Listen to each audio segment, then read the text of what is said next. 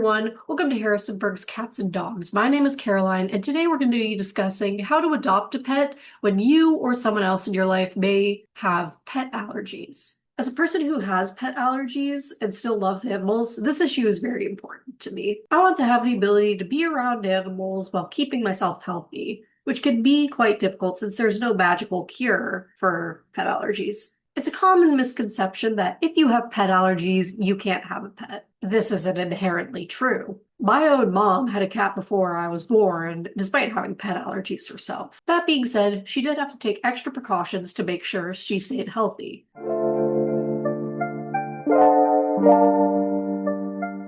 Before we get into the tips, what even causes pet allergies? Like most allergies, pet allergies are caused by a certain protein that is found in pets' dander, saliva, urine, and sweat. This actually brings me to my first point.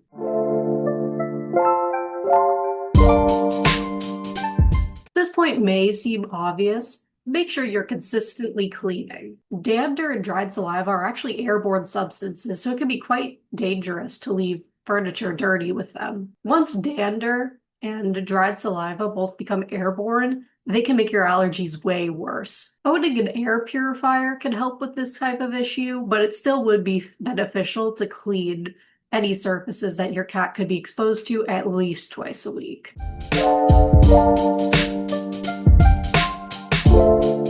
My second tip is to actually get allergy tested if you haven't already. And even if you have gotten allergy tested in the past, get allergy tested again. Allergies can always go away. For a bit of context, I was allergic to eggs when I was little, and I've grown out of that allergy. So it's always worth it to get retested just to see if you might not be allergic to pets anymore. Even if your allergy with pets has not completely gone away, there's also a chance that it could have lessened from the time that you last got tested.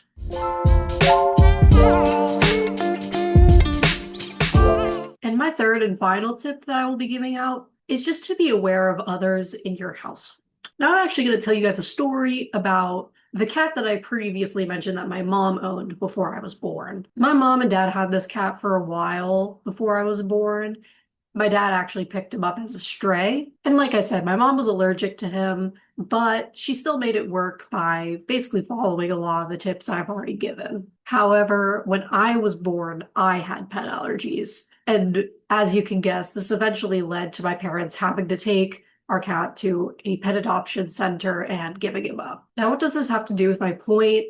My point is more that if you have someone in your household that you aren't sure would be okay with you having a cat, whether it's for allergies or other reasons, I would suggest checking in with them and seeing if there's possibly any issues that could happen. And similarly in my story, make sure if you are planning to add another member to your household in the future, whether that be through having a kid or possibly housing someone else, like a grandparent or something, just make sure that you consider them when you're adopting an animal. Because the last thing you want to happen is one of these people has a severe pet allergy and you have to give up a cat or a dog that you love. Now that's all the tips I have. There are certainly plenty more out there, but I guess as a final little side tip, I would say do your own research. Pet allergies depend in severity from person to person, so it's important to do your own research to make sure that the tips that I'm giving you will work for you. Because there are plenty of other ways that you can deal with pet allergies. I gave the ones that work for me. However, there are plenty more ways that you can deal with pet allergies.